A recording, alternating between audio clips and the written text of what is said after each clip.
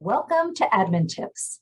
Now, some people think of admin or operations as back of house, but we wanted to bring to light that everything a funder does is in service to the Foundation's grant making. For small funders, oftentimes staff or trustees serving as staff wear many hats. There's no separation between the admin work and the grant making work. So if that's you, you see how important it is to have systems for your work. For those who have a few staff or more, often the admin gets separated out from the grant making work, and you know how important it is to communicate about procedures, records, etc. And while the panelists will be talking about operational efficiencies, everything ultimately has an impact on your giving and your work outside your office and in the community. So with that, we'll start with introductions, and I'll turn first to Nadia. Hi, thanks, Lauren. Excited to be here with peers. My name is Nadia Leah, and I'm with the Tau Foundation based in New Canaan, Connecticut. And Ellen. Hi, I'm Florine Lohr. I'm with the Collin Foundation in Buffalo, New York. Hi, I'm Deirdre Hamel. I'm with the Harry Frank Guggenheim Foundation in New York. Great, and I'm Lauren Kotkin with Exponent Philanthropy in Washington, D.C. So we've organized this session in two types of tips rounds. Round one is the commentary round. We've got a few meaty topics selected, and the panelists will each discuss and share tips. And then round two is our lightning round. We'll move quickly through a number of tips from the panelists. And throughout the session, we encourage you to add your own tips into the chat. So the chat is on the right side of the screen, so you're welcome to add your comments to the conversation at any time.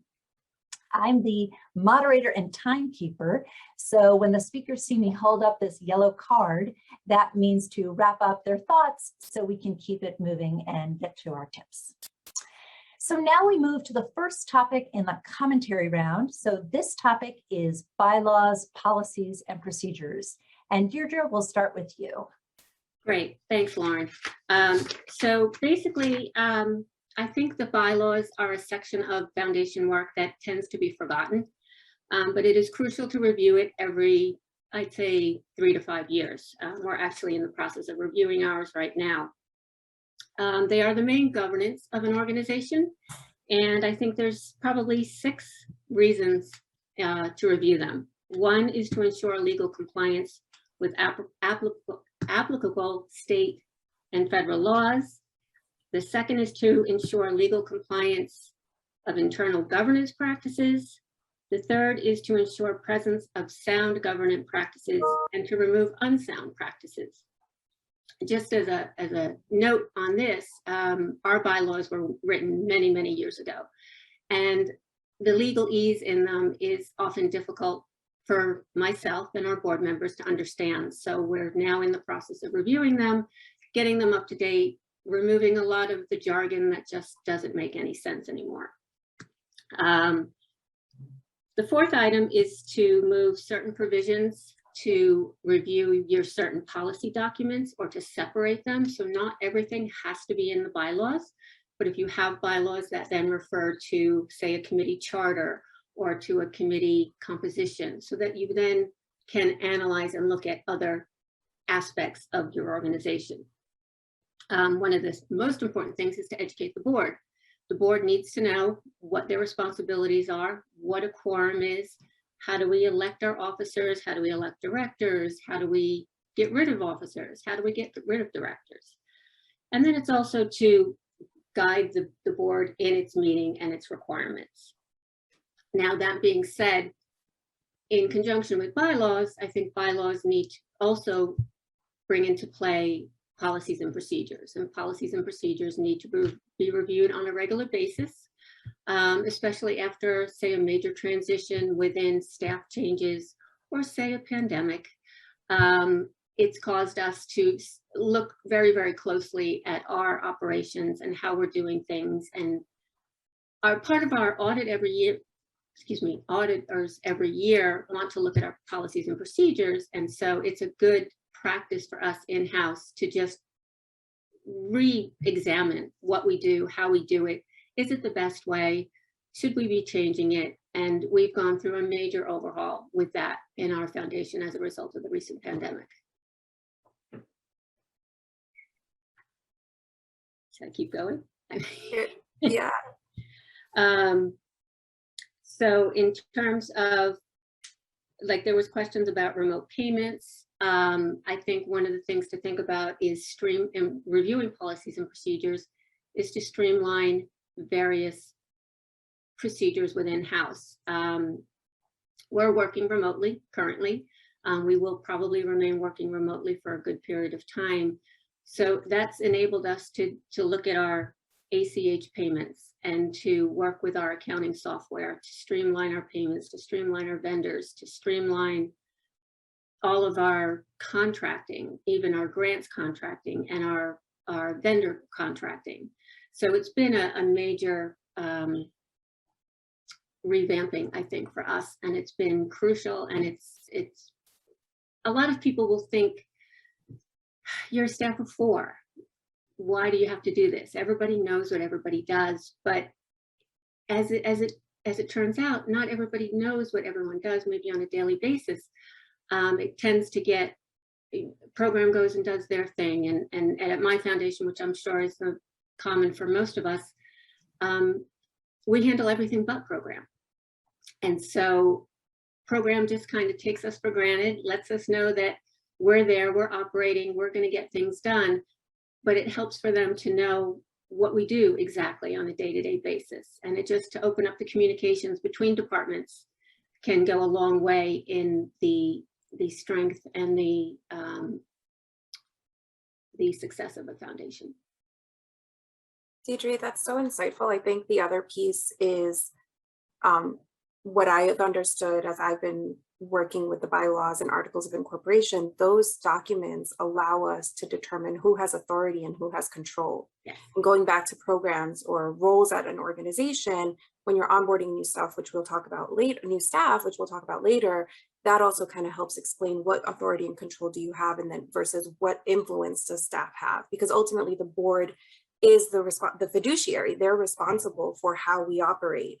And we, as the admin or ops professionals, are there to also make sure that we're in compliance with, external regulations, but also the regulations that have been created by the founders of this organization, if you're at a family foundation or whoever founded your organization. So that's one piece I would like to add that's been helping me, is who has authority, who has control, and that also creates that transparency when you're training staff why certain procedures are the way they are.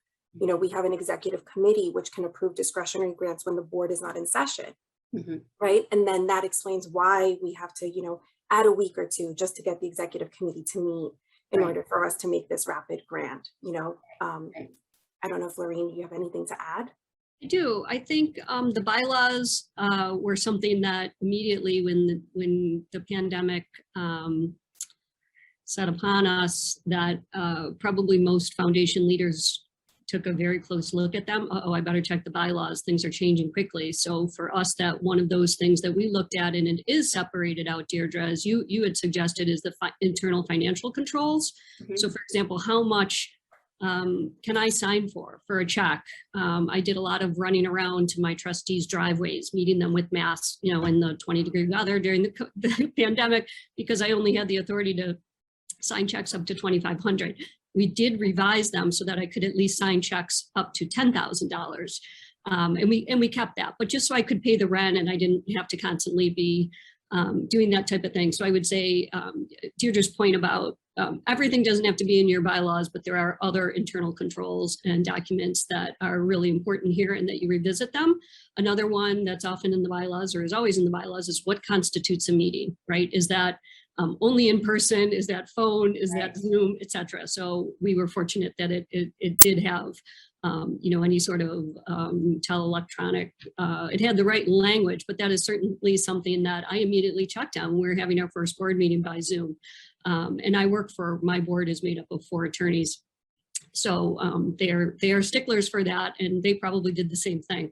The other suggestion I would have is that if you do have a line in your budget, if you do have outside counsel for your foundation, is that you make sure your attorney is an expert in nonprofit law. That is really essential. Even though I have 4 attorneys as my trustees, none of them is an expert in nonprofit law, and we happen to have an excellent one in town that we utilize.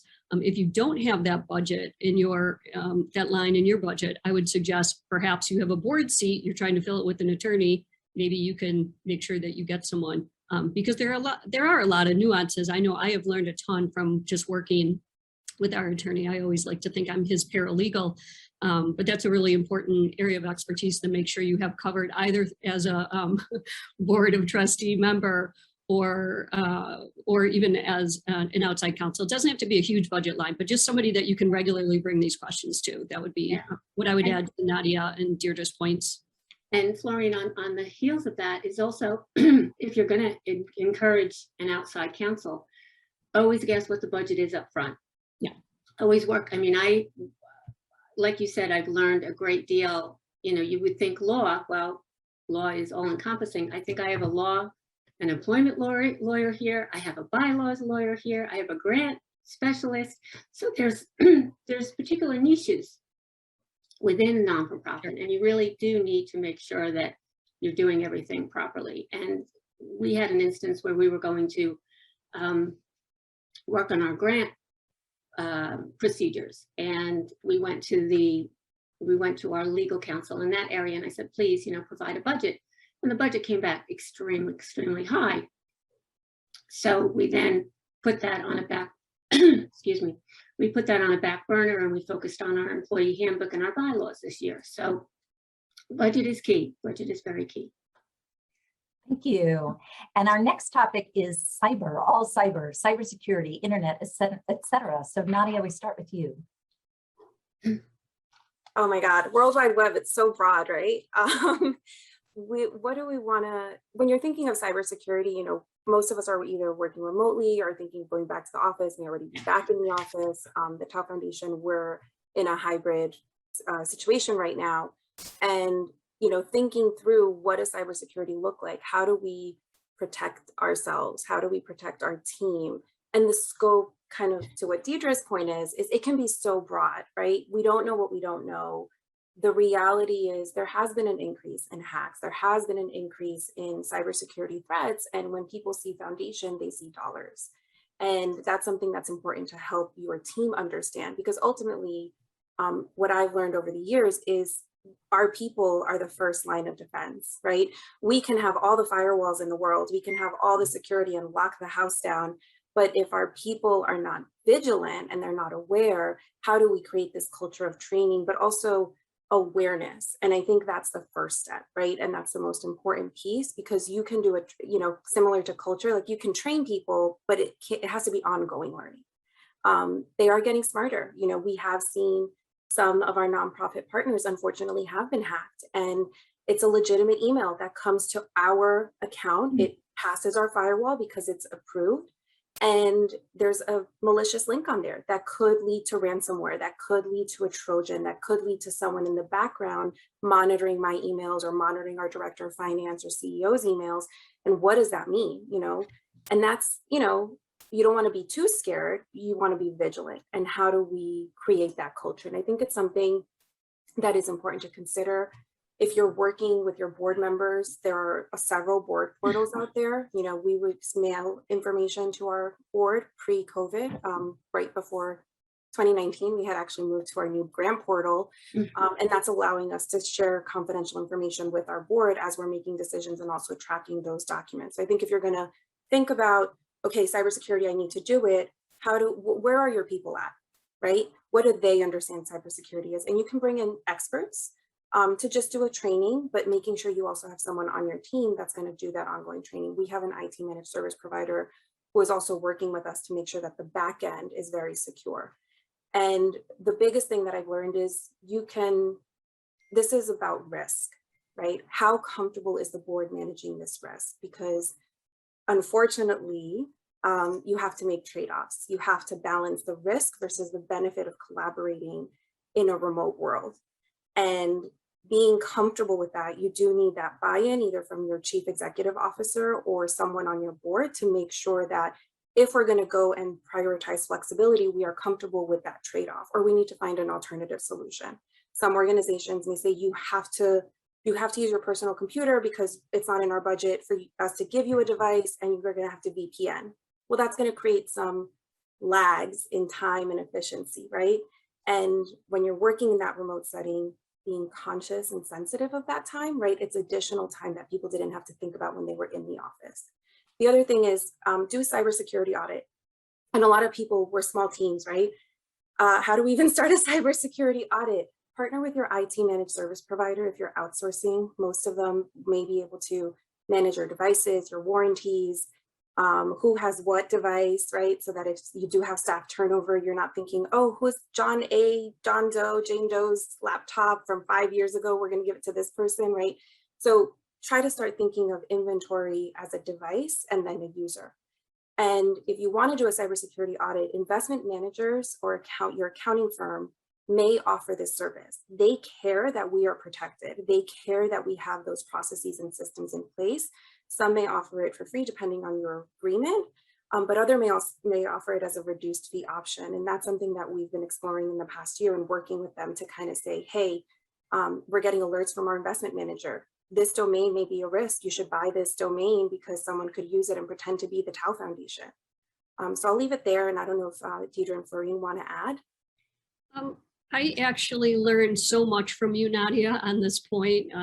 So thank you for that. This is really, you're very savvy in this area. I really learned a lot from you just listening to you, and I'm taking notes as we go along. Reminder for the cybersecurity audit next year. But one thing I wanted to point out is your auditors, when you have your financial audit, will point out some of the really low-hanging fruit as far as like, gee, we don't think your employees are changing their passwords often enough. And you have to be very careful that you fix those before the next time you have your audit, right? So that does give you sort of that deadline to take care of some of those smaller no-brainers.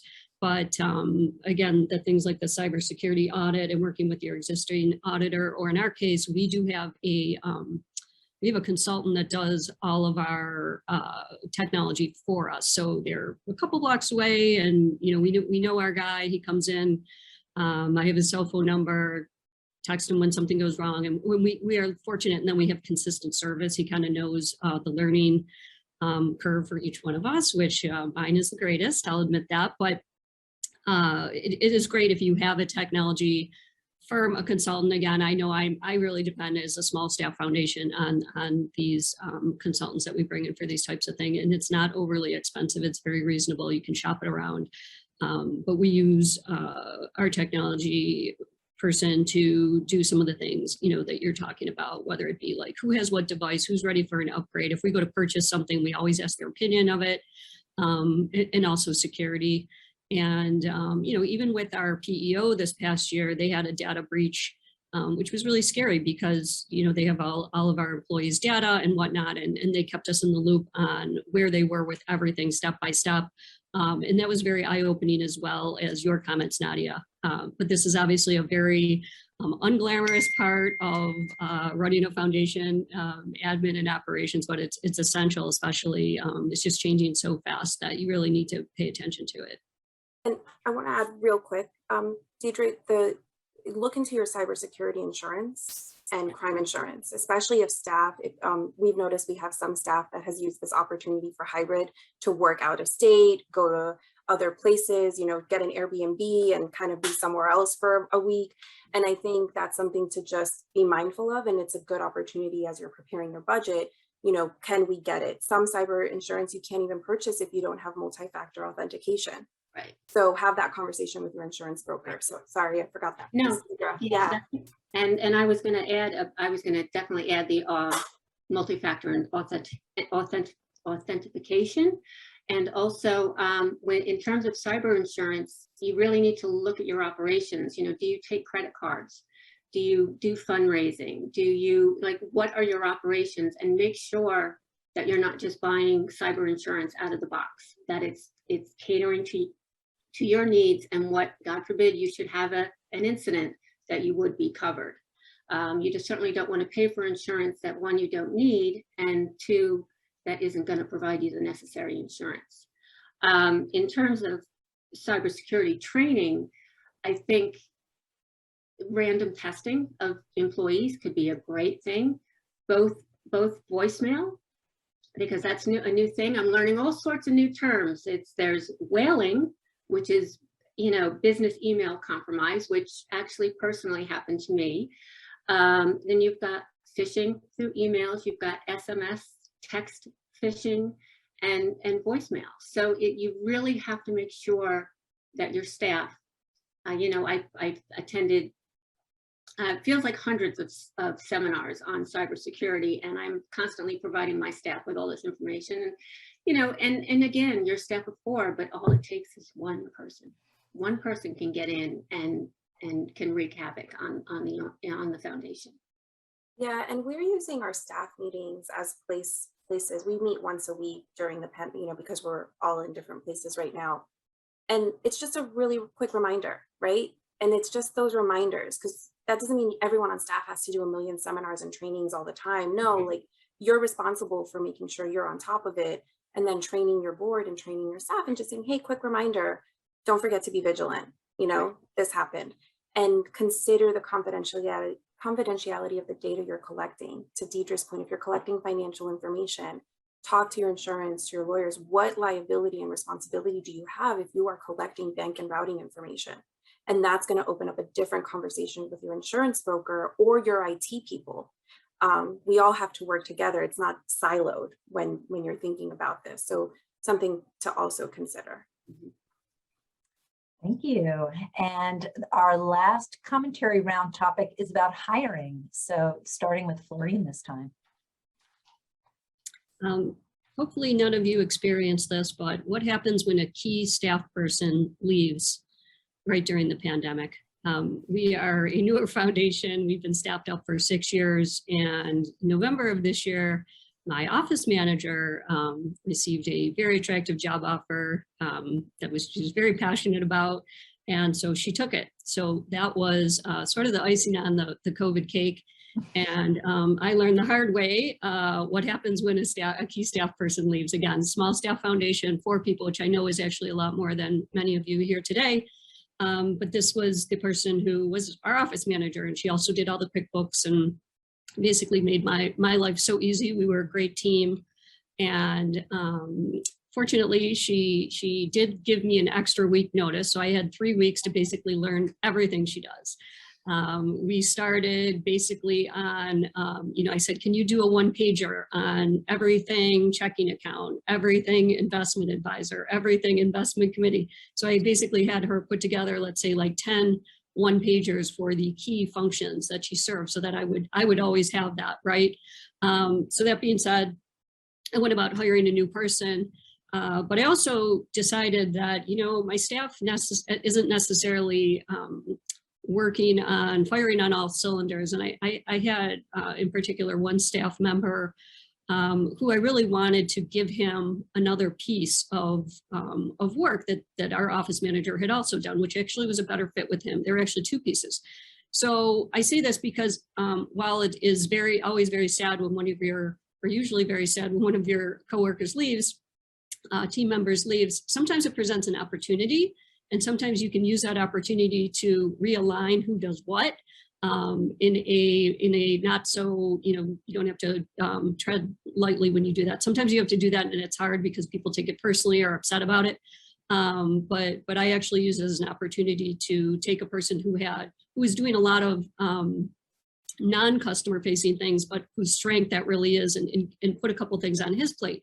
And then the other thing I had the opportunity to do is we had sort of outgrown the current model that we were in, as far as, not having a professionally trained bookkeeper or QuickBooks person doing our accounting. We were really ready for that next level.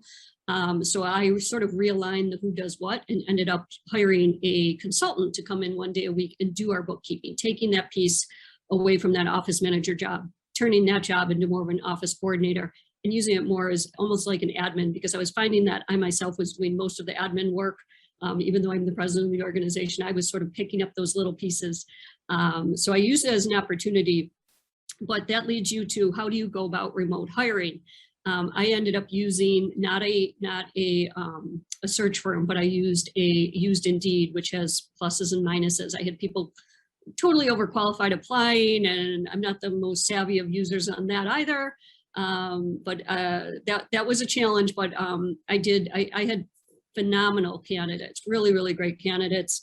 and just onboarding. But of course, it's the office coordinator, so it's a person that you want to be in the office despite the pandemic. So it took a little bit more time. So I would just encourage you that if you do have to hire during this time of remote working, that you just make sure. My board, they were really pressuring me. You got to get somebody in there. You got to get somebody in there. And I had to really walk them back and say, we need to get the right person.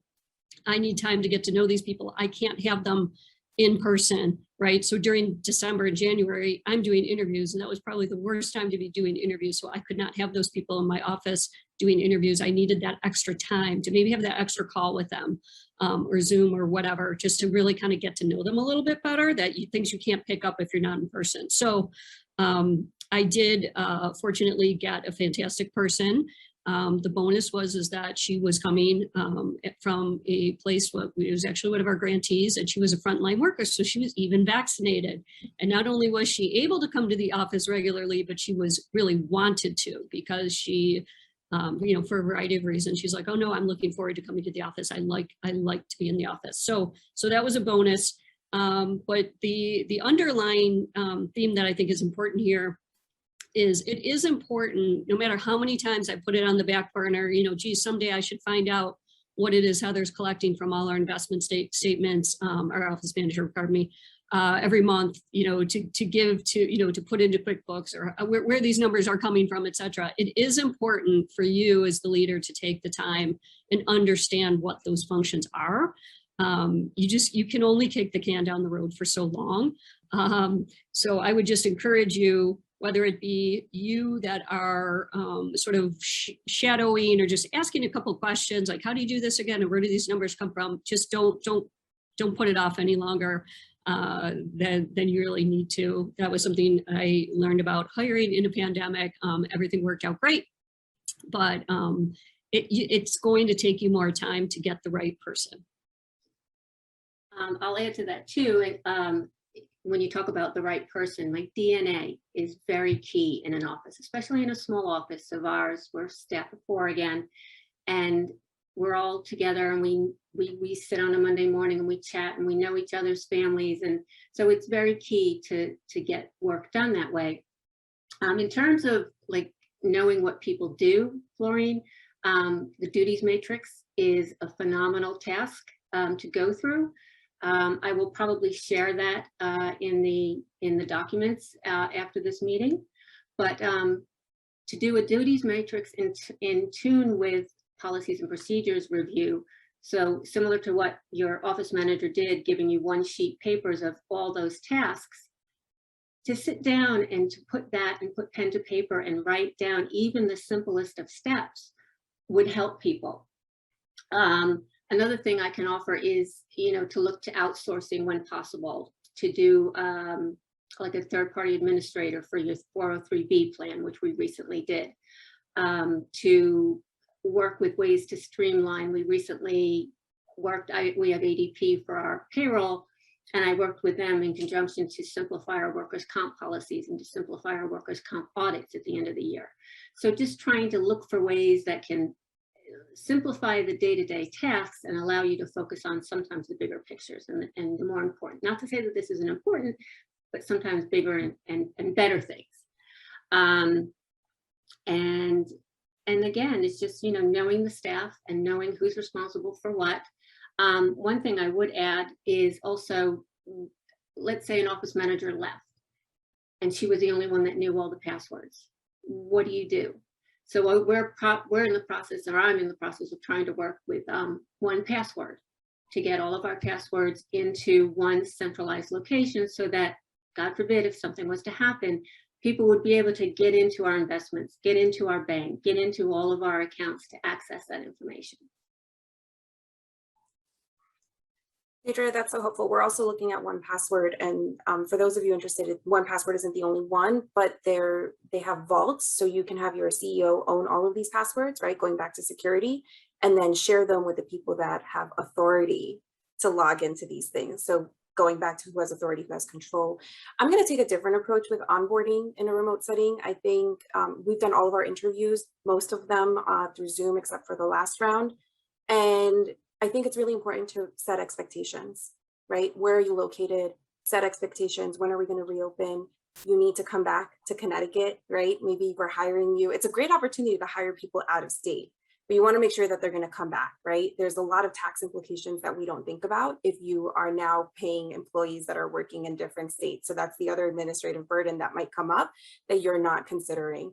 The other thing is, how do you do performance management? I'm very upfront about that. When in our interview process, we always ask, what do you expect remote work to look like? What do you expect hybrid work to look like? What challenges do you think you're going to face when you're working from home?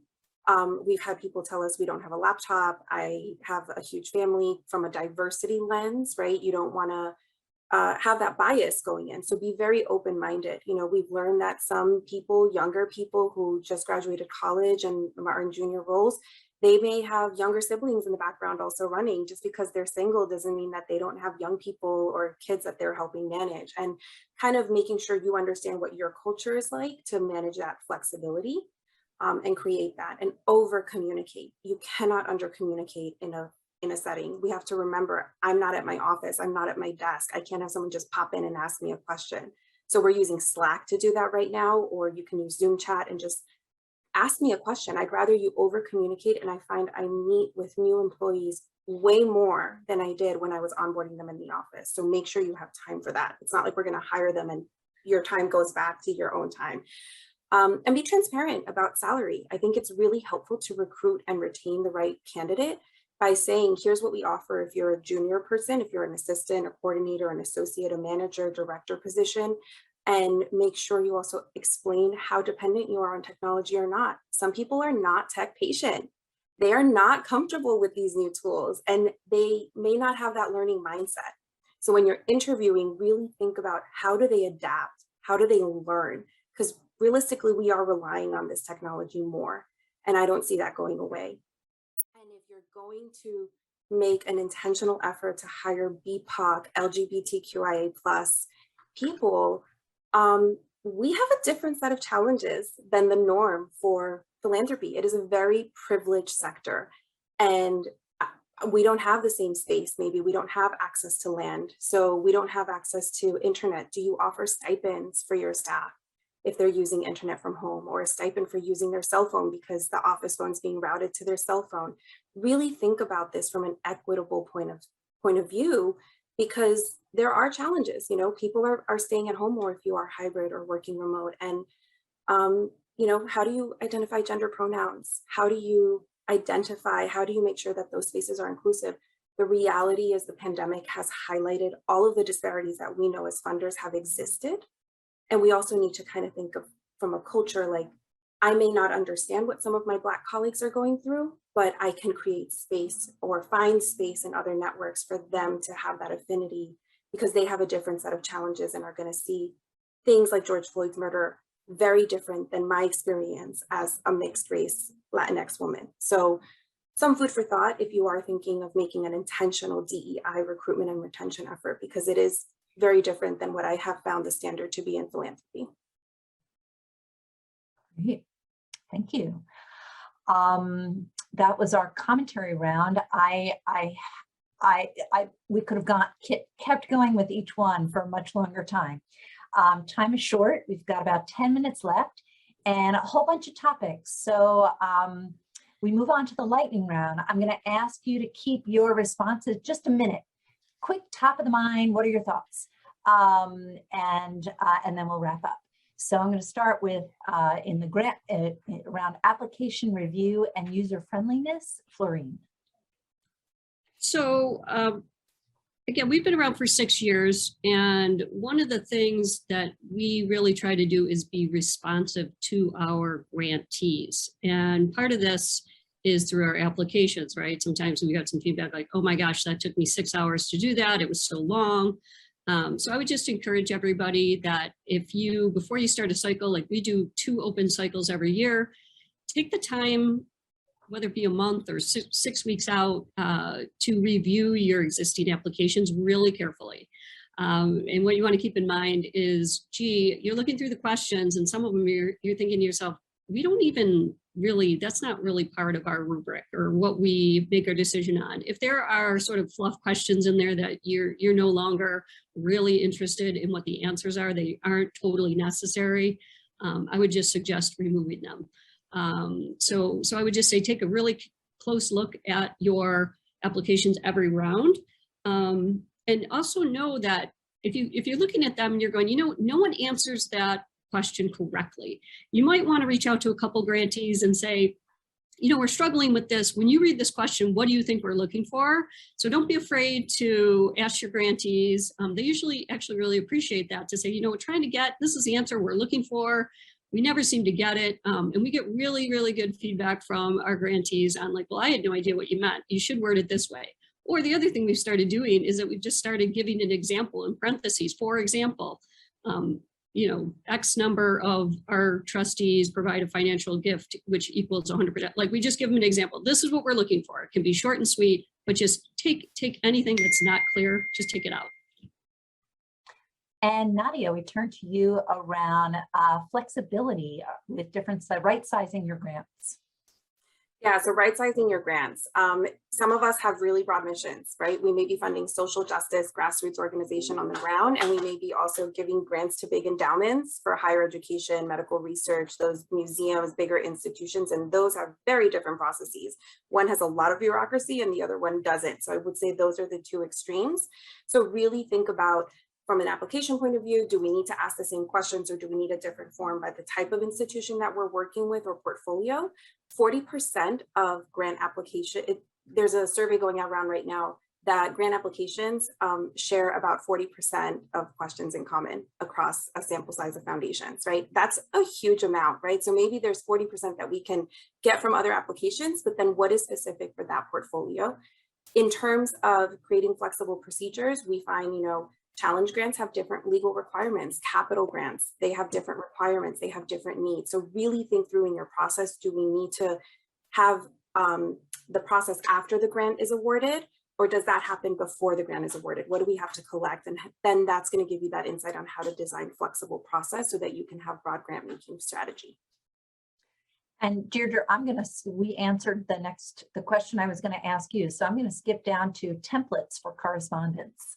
Great. So yeah, in terms of working with our grantees, we've done a lot in the past few years to streamline our grant correspondence so that we make it simpler for them to obtain our grant agreements, to obtain any further correspondence that we have with them. And we use Foundit for our grants management system. And so we've actually gone ahead and designed various templates that can help with the communication with our grantees. And so you can basically design a template, and then depending on the grantee that you're communicating with, you can alter it, but at least you have kind of a basis for what you want to talk about with that grantee. And so I have some samples that I'll share that have helped us in the past to expedite our process, to facilitate our process. We designed a way to have them do like an electronic grantee application so that we're not waiting for the snail mail to come in and deliver it to us and then worry about it with us working remotely and who's going to get the mail and who's not. So we're really working with our grants management software to streamline and improve our operations. And Florine, talk about insurance coverage. Well, insurance coverage is an extremely exciting topic.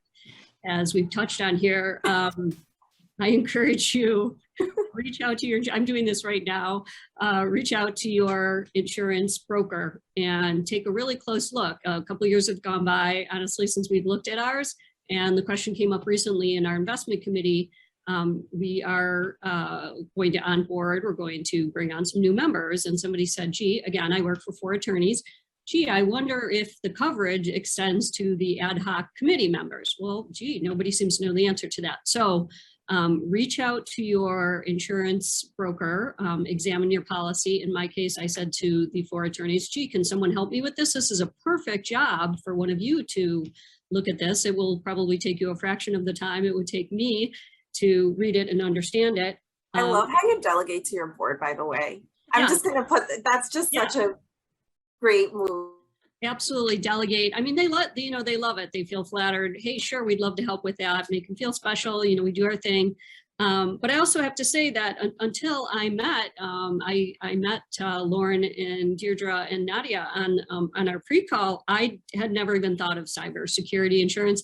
I'm pretty sure it's in there to some extent, but I will be looking very carefully at that. And I think also, I believe Nadia, it was you that brought up, if you have remote workers, make sure whatever you have is covering them wherever they are as well. That is an excellent point. I jotted that one down. So that is pretty much just the beginning of re-examining insurance coverage. And this is something I'm working on right now. And since I am the timekeeper, we have just a few minutes left. So I'd love for each of you, so many great tips woven throughout the conversation. A final thought, just 1 minute from each of you to leave everyone with about Foundation Operations Administration. So who wants to start? I'll start. One thing I can say is join as many listservs as you can, and don't be afraid to ask a question, because we're all in the same boat and we probably all have the same questions.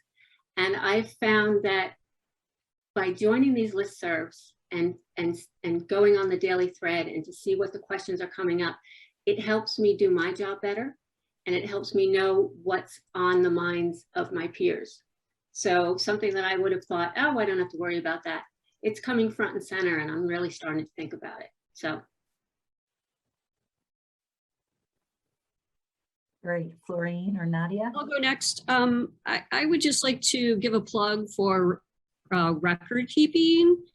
And Deirdre, you just said you use Fountain. We use Fountain as well, and particularly during the pandemic, like I'm sure everybody else, we were rearranging report deadlines, moving up payment dates, changing, what the grant funds could be used for. It is absolutely essential that when you are using a system like Fountain or any system, that you have consistent buy-in from all your staff, that everybody is putting their notes into the system, right? Not keeping them in their head, not keeping them on a legal pad like I'm sometimes prone to do, but you have to agree right up front, because if someone leaves, if someone gets sick, God forbid, it's important. In our case, what we did is we agreed up front, gee, we're gonna start putting notes of conversations we have. We can keep it very simple, but we all agreed, put it in the request, not the organization, right? You have an organization, but sometimes they have multiple grants. So just get that buy-in from all your employees, because the software, the system is only as good as everybody who's contributing to it. Absolutely.